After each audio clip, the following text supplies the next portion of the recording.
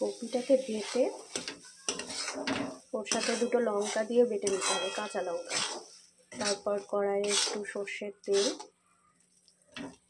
দিয়ে ওই বাটাটা দিয়ে একটু সামান্য হলুদ আর লঙ্কার গুঁড়োটা একটু বেশি, জিরের গুঁড়োটা একটু বেশি, ধনের গুঁড়োটা একটু বেশি আর একটু কাসুরি মেথি দিয়ে ওটাকে একটু ড্রাই করে নিতে হবে বাটা জিনিসটাকে। ততক্ষণে ওটা ফ্রাইও হয়ে যাবে ভালোভাবে আর জিনিসটা একটু ড্রাইও হয়ে যাবে। আটার সাথে একটুখানি জোয়ান, একটু লবণ আর সামান্য একটু দই দিয়ে এটাকে একটু নরম করে মেখে নিয়ে রেখে দিলে 10 মিনিট রেখে দিতে হবে। যতক্ষণ ওই পুরটা আমরা তৈরি করলাম তার আগে আমি কিন্তু এটা মেখে রেখে দিয়েছি। এখন দেখো আমাদের ব্যাটারটা কিন্তু রেডি হয়ে গেছে। যেটাকে বেটেছিলাম সেটা কিন্তু এইরকমভাবে হয়ে গেছে, রেডি। এরপরেরটা আমি পরে দেখাচ্ছি। যখন বেলে ওটাকে একটু পরোটা শেপে বেলে ওর ভেতরে পুর দিয়ে যখন আমরা করতে যাই অনেকেরই কি হয় বেরিয়ে যায়। তো আমরা কি করব, এবার আস্তে আস্তে এই ময়দাটাকে লেচি কেটে নেব আর আমাদের পুরটাকে আমরা এইরকম বাটিতে চামচ দিয়ে আমরা স্টোর করে নিয়েছি। এবার আস্তে আস্তে আবার বাকিটা দেখো। লেচিটা একটু বড় বড় করেই কেটে নেবেন, নর্মালের থেকে একটু সাইজে বড়। তারপরে ময়দা দিয়ে এটাকে একটু বড় বড় রুটির শেপে নিয়ে নেবেন বেলে।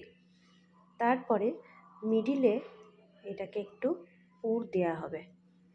অনেক সময় পুর লেচির মধ্যে ভরে বেলতে গেলে অনেকেরই এদিক ওদিক দিয়ে বেরিয়ে যায়, সেজন্যে ওটা না করে এইটা করতে হবে। এটা করার পর এটাকে এইভাবে বন্ধ, এটাকে এইভাবে বন্ধ, তারপরে এটাকে এইভাবে বন্ধ আর এটাকে এইভাবে বন্ধ। এবার এর ওপরে আবার একটু ময়দা ছিটিয়ে আমরা এটাকে চৌকোনো শেপেই বেলতে লাগবো। আস্তে আস্তে বেলবো যাতে এটা বেরিয়ে না যায়।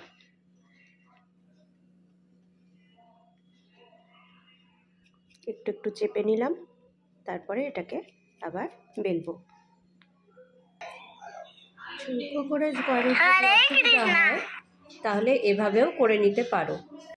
তারপর এই একদিক আর অন্যদিকে ফ্রাই প্যানে নিয়ে একটুখানি করে তেল দিয়ে দিয়ে এভাবে কড়া কড়া করে এটা একটু ভেজে নিতে হবে।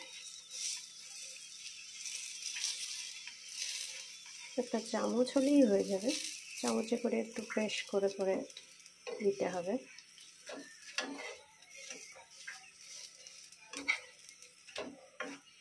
প্রেস করে করে ভেজে নিতে হবে 2 পিঠ উল্টে উল্টে।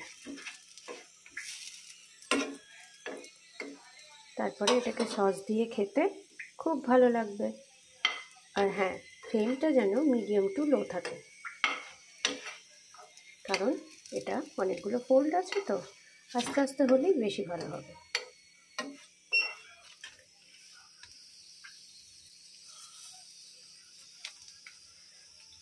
গরম গরম সন্ধ্যের টিফিন একদম ঝটপট। কে বলবে এটার মধ্যে কপি আছে, কপি দিয়ে ফুলকপি দিয়ে আমরা আজকে এরকম একটা খাস্তা নাস্তা বানিয়ে নিলাম। আপনাদের যদি ভালো লাগে তাহলে অবশ্যই শেয়ার করবেন এবং নিজেরাও বাড়িতে বানিয়ে খেতে পারেন। সবারই কাছে শেয়ার করে একটু দেখার সুযোগ করে দেবেন। আর এরকম টুকটাক রান্না আমার ভিডিও অনেক আছে এই